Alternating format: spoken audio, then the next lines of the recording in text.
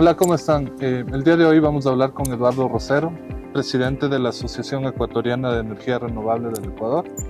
Eh, Vamos a tocar temáticas como la crisis energética, eh, cómo se llegó a este punto, cuál es la presencia que debe tener el sector privado en el sistema eléctrico ecuatoriano, cuáles son las oportunidades y cuál es la percepción que tiene sobre el nuevo reglamento. Eduardo. Muchísimas gracias. Bueno, empecemos contextualizando cómo fue que sucedió la crisis energética en el Ecuador, cuáles fueron los puntuales que causaron en un principio esa crisis y cuáles son las decisiones que debemos tomar a tiempo para proceder este año. Bueno, muchas gracias por la oportunidad también de transmitir desde una perspectiva privada todas estas oportunidades que tenemos nosotros como país y también poniendo un contexto bastante amplio dentro del desarrollo del sector energético y específicamente en este caso del sector eléctrico. Como vemos justo en esta entrevista tenemos un elemento bastante particular, que es un molinito de viento que tiene una celda fotovoltaica, y esta celda fotovoltaica, mientras más radiación solar tiene, hace a la inversa de lo que debería ser el molino generar electricidad. Es una miniatura donde la electricidad que se genera en esta celda acciona el molino, y le tapamos y vemos que ya no se genera. Entonces, esas son las oportunidades que tiene justamente el sector privado. Tenemos un desarrollo desde el año 2008 que fue bastante importante con la incorporación de potencia instalada en nuestro sistema eléctrico, basado en hidroelectricidad. Esta hidroelectricidad, llámese Coca-Cola Sinclair, Sopladora, todos los proyectos que entraron en operación alivianaron justamente la composición de la matriz energética y, en otro sentido, desplazaron el uso de combustibles fósiles en las centrales térmicas, que en esa época constituían más o menos un 60% y 40-45% de producción en centrales hidroeléctricas. Ese es el vistazo en el 2008.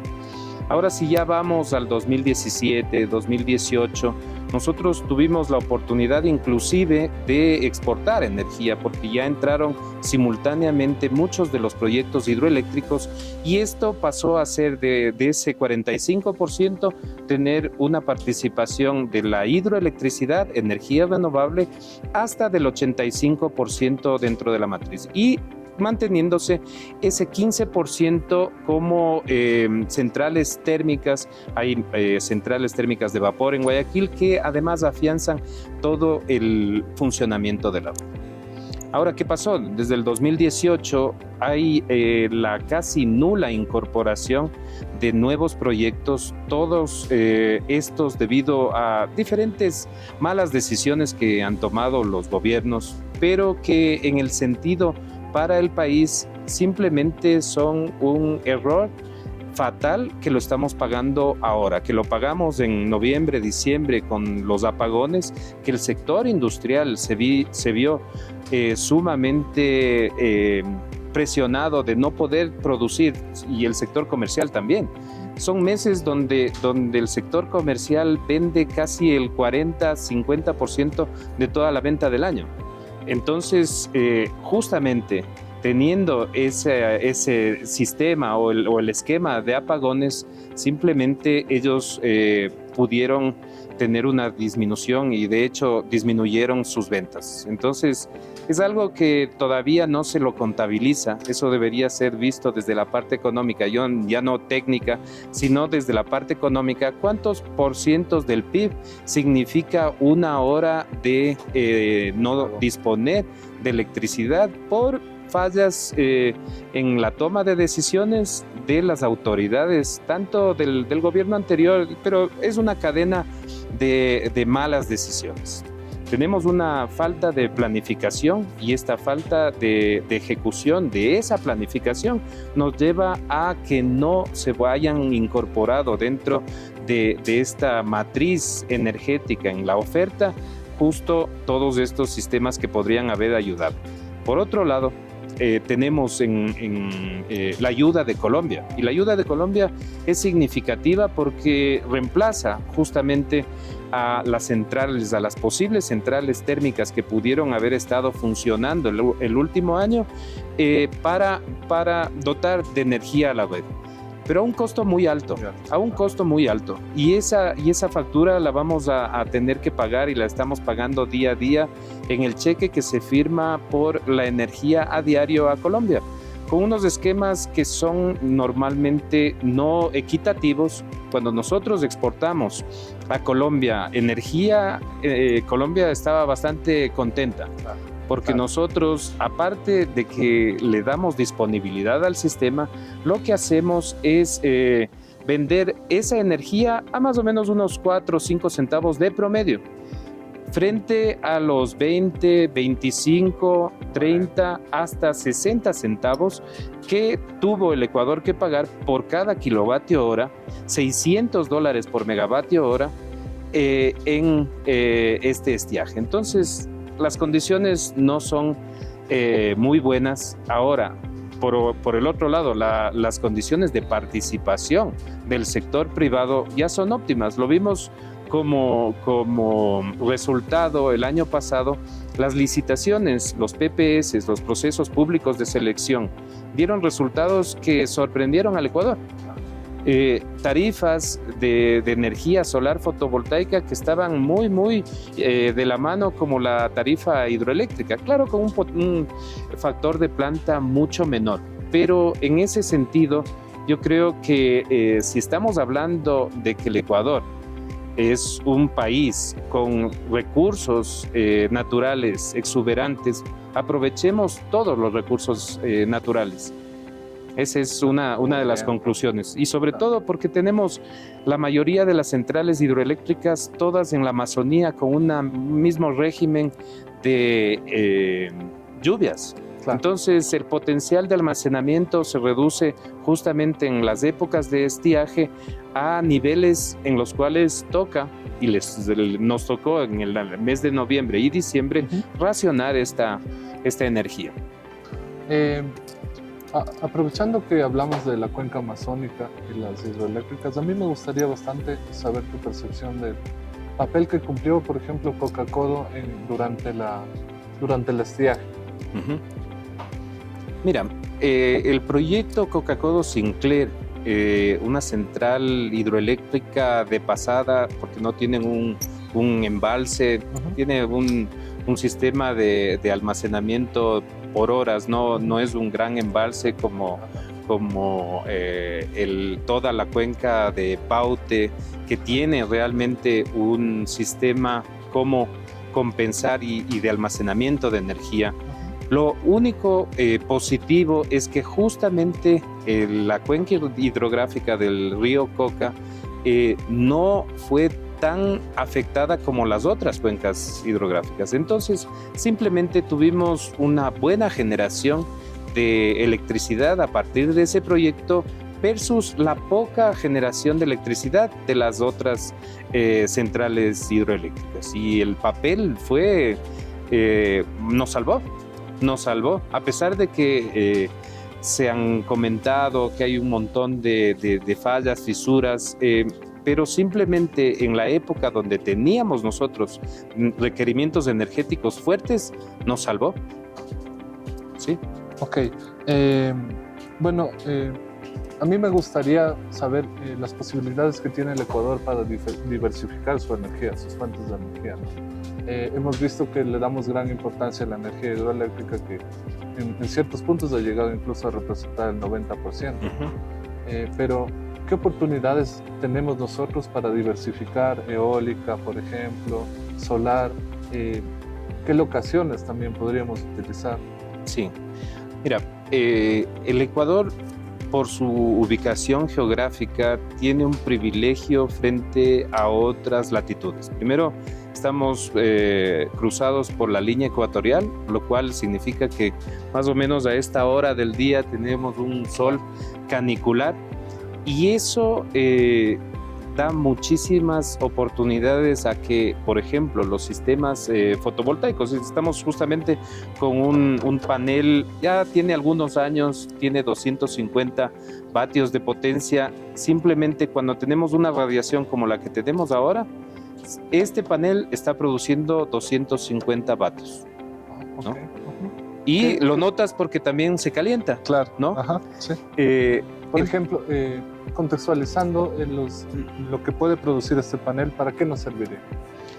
Una serie de estos paneles, unos 8 paneles, ya podría estar siendo suficiente como para una casa de consumo promedio, ¿no? Okay.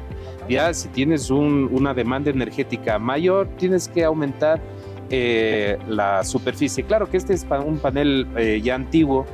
Normalmente la eficiencia de los paneles han variado muchísimo, entonces tienes menos área y mayor potencia.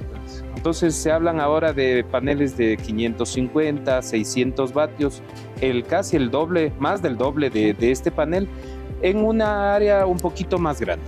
Entonces simplemente con 4 de esos paneles de 600 tú ya tienes un requerimiento energético de una casa promedio y el costo ya no es muy alto. Pero pasando de eso, que es generación distribuida en el sector residencial, se puede ya ver, y hay una normativa especial para la generación distribuida a nivel comercial, industrial y también todos los otros sistemas como plantas ya más grandes, centrales fotovoltaicas como la que se propuso y todavía no se empieza la ejecución en el Aromo.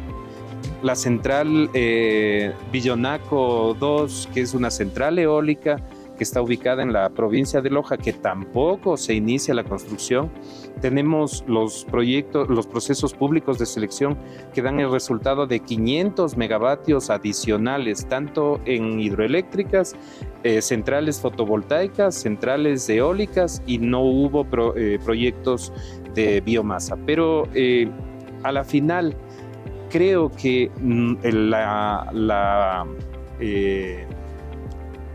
el sector productivo, el sector privado tiene una gran oportunidad ahora de suministrar energía a costos sumamente baratos, porque claro, el privado mira por el centavo dentro de su inversión.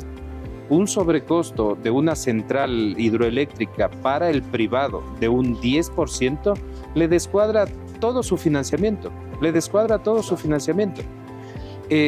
no obstante, claro, si vemos todas las proyecciones que hizo en su momento el gobierno con las centrales que construyó y todo lo que no fue planificado y que al final lo estamos pagando ahora en el financiamiento, no te olvides que simplemente más o menos se saca una relación entre tú tienes un aumento de un 10% en el proyecto, que ya lo tienes planificado, ese incide en un 30% del financiamiento. Entonces no es solamente, mira, más o menos nos salió bien, sino lo que mejor calcules tú, vas a tener un mejor rendimiento. Y eso lo hace el privado en función de sus posibilidades. Lo pone todos esos elementos en consideración para que, claro, el momento que oferta una tarifa sea la adecuada y la que va a poder respetar. ¿Sí?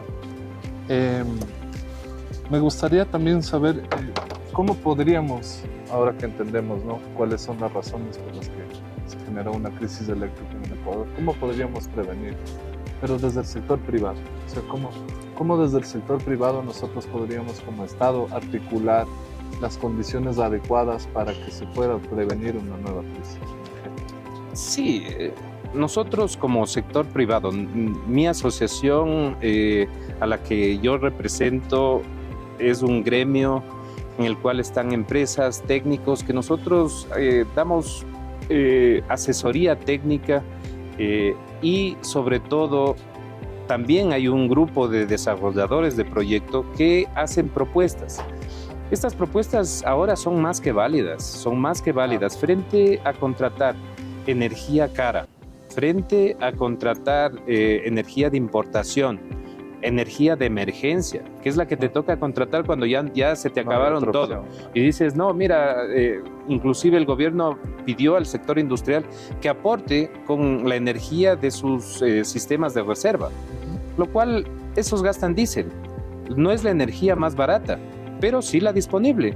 Y es una de las medidas de emergencia que la puede adoptar el gobierno, pero en casos excepcionales. Necesitamos tener una buena planificación. Con esa buena planificación ejecutaremos buenos proyectos y esos deberían dejar una buena participación del sector privado porque primero los va a ejecutar a tiempo, los va a ejecutar a costos bajos y va a incluir dentro de la tarifa todo el CAPEX y OPEX que tiene el proyecto. Versus los proyectos que se desarrollaron en la última década donde no se incluía el CAPEX dentro de la amortización de todo el sistema de financiamiento. Entonces, claro, no puedes competir, estás con un sistema subsidiado, el costo de la energía es de más o menos 16 centavos, lo que cobras del usuario final es más o menos 10, tienes una brecha muy grande. Y en un sistema subsidiado, todo el tema de la eficiencia energética no entra. No entra porque simplemente vas a competir con sistemas irreales. No hay precios reales. Si tú tuvieses que competir con combustibles no subsidiados para la generación eléctrica, si tuvieras que competir con la generación que no esté subsidiada por el Estado, entonces ahí todo el tema de eficiencia energética tendría un paso muchísimo más avanzado. Sería fundamental. ¿Cuál es el trabajo que hace la asociación en el Ecuador? Sí, nosotros tenemos algunas líneas. Dentro de nuestros estatutos está la promoción, difusión del conocimiento técnico de las nuevas energías renovables, la eficiencia energética y también un esquema de capacitación. Entonces, aparte de que las empresas, los técnicos, tenemos algunos convenios firmados con instituciones como OLADE, la Unión Española Fotovoltaica, algunas universidades del Ecuador, las más importantes, tanto aquí en Quito, en Cuenca. Justamente la próxima semana vamos a hacer un evento en Cuenca con la Universidad de la SUAY, donde un poco vemos los resultados y los casos de éxito que ya tiene Ecuador, como para ponerlos de referencia y saber que aquí en Ecuador ya se tiene la ingeniería, ya se tiene los técnicos capacitados como para poner en marcha proyectos pequeños, proyectos medianos o proyectos muy grandes. Hablamos de centrales fotovoltaicas, ahí se va a exponer, por ejemplo, el desempeño de una central que es súper importante, la de Huascachaca, 50 megavatios en molinos de viento que son únicos en el continente, son molinos aerogeneradores que tienen una tecnología bastante avanzada, tienen unas dimensiones muy, muy grandes, casi 100 metros de diámetro las turbinas y que ya están funcionando y están aportando de energía limpia al sistema. Entonces son cosas innovadoras, ya no es de las cosas que uno podría hacer, sino casos de éxito. Además vamos a revisar también mucho las oportunidades y desafíos que tiene el sector eléctrico a través de la Ley de Competitividad Energética, que es una ley recién aprobada en los primeros días de enero.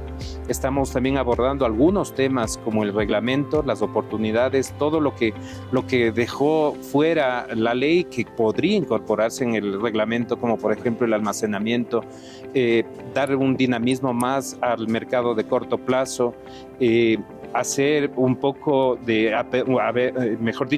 abrir la generación distribuida para tener nuevos esquemas que nos permitan, sí, en este año, poder paliar la crisis energética y el estiaje de este año. Hablamos de proyectos que se pueden ejecutar en 3, 5, 8 meses y que sí podrían incorporar esa energía. Ahora, estábamos conversando la última vez con un técnico y me decía, ¿y por qué no se hace una simulación de toda la energía que todavía no es inyectada a la red, pero que sí fue contratada por el gobierno en los proyectos grandes, Aromo, Pillonaco y el bloque de 500 megavatios? Esa energía sería súper útil para pasar con distancia el desabastecimiento causado por el próximo estiaje. Hablemos de la energía que todavía no aporta un proyecto como el Toachi Pilatón. Esa energía simplemente es la que se requiere ahora para paliar los periodos de estiaje fuerte, porque además está en la otra cuenca hidrográfica, en la cuenca hidrográfica occidental. Entonces hay muchas maneras. Falta a veces decisión política o conocimiento de sistemas y componentes técnicos que te pueden ayudar. Bueno, digamos que en el Ecuador hay bastante desconocimiento sobre la diversificación de energías. Como te comentaba, sí hay bastante conocimiento en cuanto a la energía hidroeléctrica, pero ¿cómo podemos llegar a que el común denominador del Ecuador conozca las distintas formas de energía, ¿no? Una vez que el Ecuador pueda conocer esas distintas formas de energía, creo que es mucho más fácil implementar cierto tipo de proyectos. Sí, yo creo que tanto en las universidades se lo está tratando ya con ya no una denominación que tenía antes la energía renovable, era energías alternativas.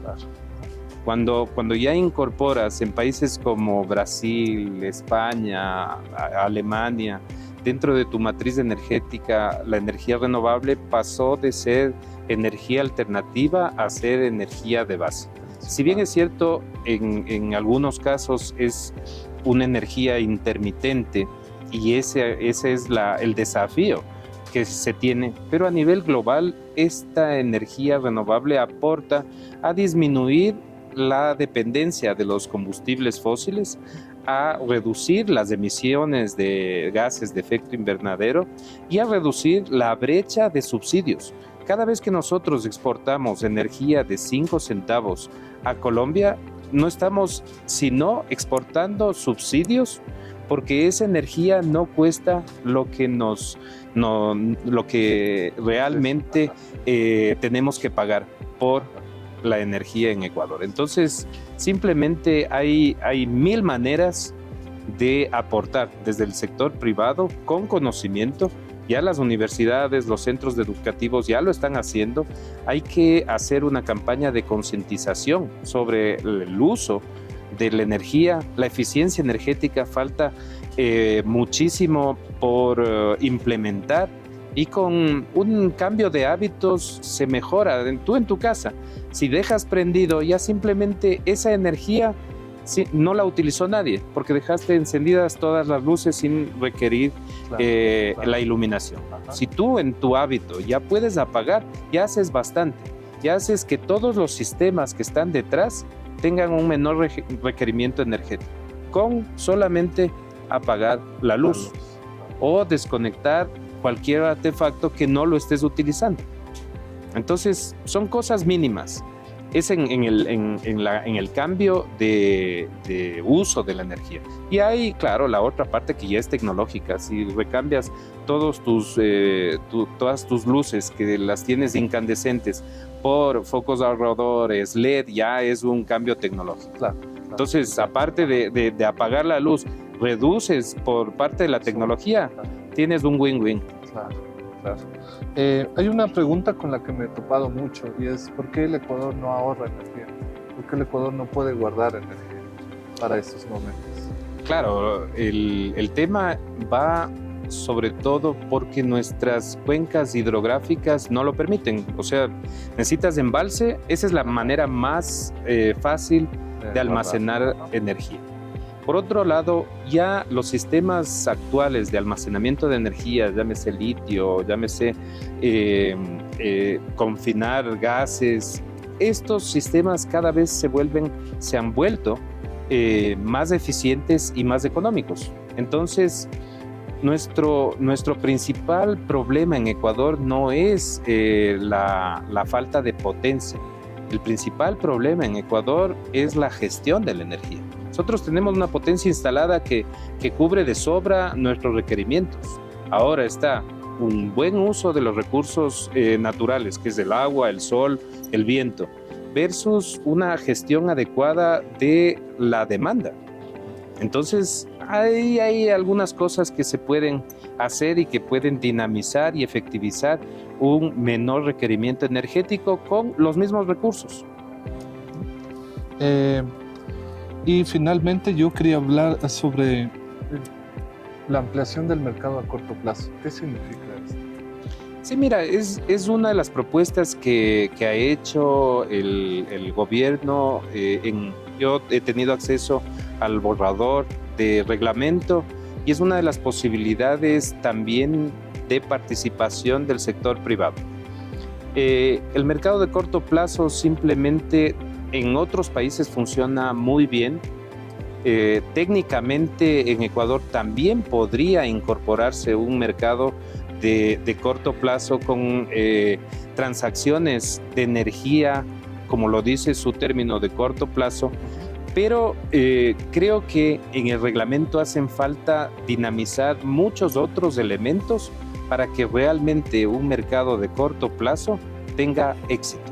Si tú tienes un pool de oferentes y un pool de compradores, tienes ya un mercado, pero si lo ves todavía con un sesgo, una visión estatal y no dejas realmente la apertura a que esas transacciones vayan creciendo en volumen, que las condiciones para calificarte como oferente o como comprador sean las adecuadas, simplemente quedará como una buena intención en papel que realmente no se cristaliza en la dinamización del sistema, en la incorporación de un mercado muy dinámico, muy eficiente y que podría también ser uno de los puntales de desarrollo y justamente a paliar la crisis energética.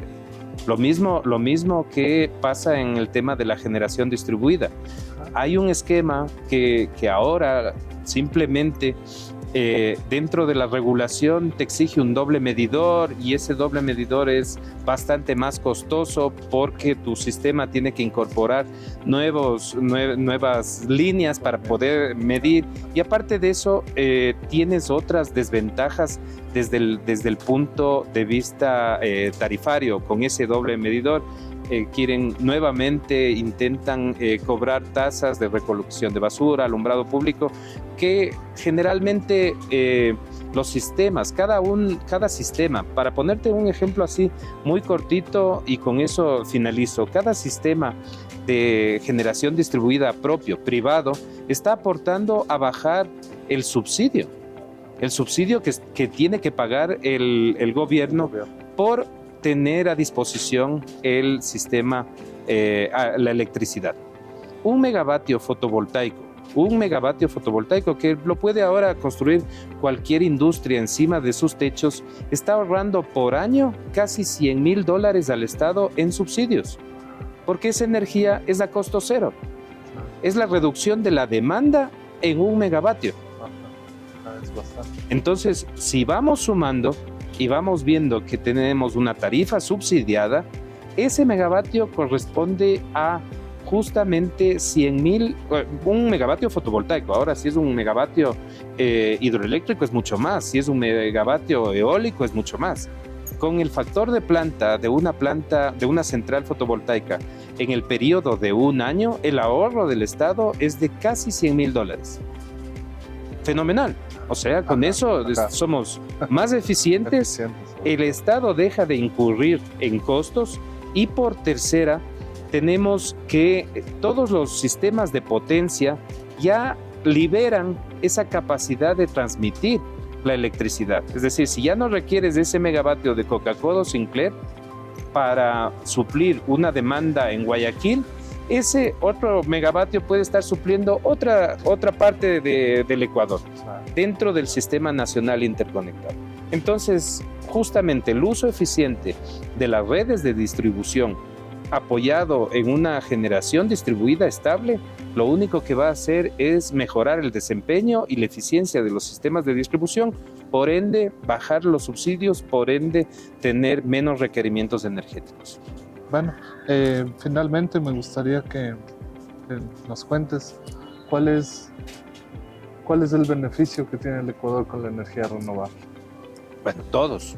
O sea, con la energía renovable son todos los beneficios posibles que ya los he enumerado. Es reducción de emisiones, reducción de consumo de combustibles fósiles, generación distribuida, donde tú apalancas una inversión privada con ya una infraestructura estatal en la cual reduces costos para el sistema, reduces costos para el Estado. Y todos los aprovechamientos que se pueda hacer tanto en la energía renovable como en la eficiencia energética van a ser en provecho de la economía del país, en provecho del medio ambiente también, porque dejas de emitir gases de efecto invernadero y sobre todo que te vas a poner a la par del desarrollo tecnológico regional. Colombia acaba de aprobar y acaban de inaugurar plantas muy grandes en las cuales nosotros no deberíamos soñar sino ejecutar. Ya Brasil, Chile, ya tenemos todos los ejemplos en la región. No necesitamos de ver a Europa, no necesitamos de ver a Estados Unidos, no necesitamos de ver los ejemplos en el Asia. Los tenemos aquí. Los tenemos muy cerca y los tenemos también en el Ecuador con el proyecto de eólico Huascachaca. Los tenemos en un centro de producción en el Ordeño con una planta sobre techo. El centro de distribución de Tía también tiene un parque fotovoltaico.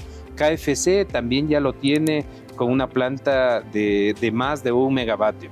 Entonces ya son ejemplos que los tenemos aquí. No tenemos sino que apuntar las empresas sólidas que se han ido generando durante esta última década, que ya están desarrollando proyectos con un componente técnico y de capacitación técnica bastante alto, que cumplen todos los estándares internacionales. No les piden favor a ningún otro país ni a ninguna otra región. Eso sería todo. Bueno, muchísimas gracias. Muchas gracias.